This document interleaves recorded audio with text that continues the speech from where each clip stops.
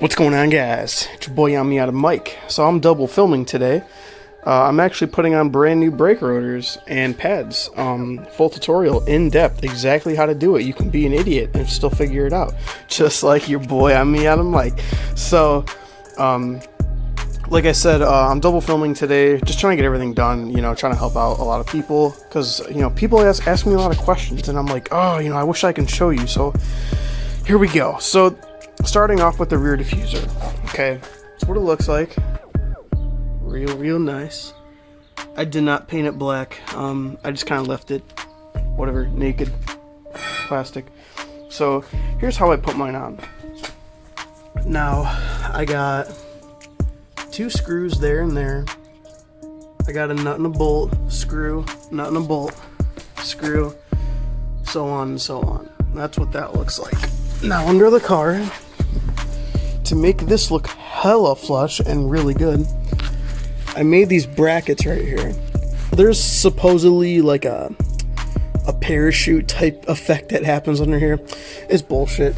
But anyway, so this will hang down kind of a bit if you just decide to just kind of nut and bolt it in up here and don't do anything else with it. But I didn't want to do that, so we did it what's in my opinion is the right way.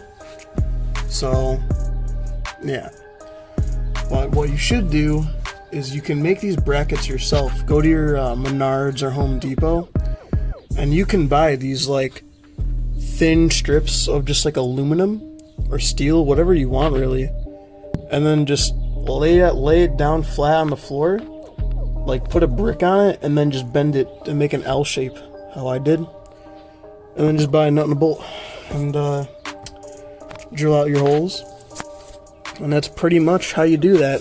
And that's just so this doesn't flap around.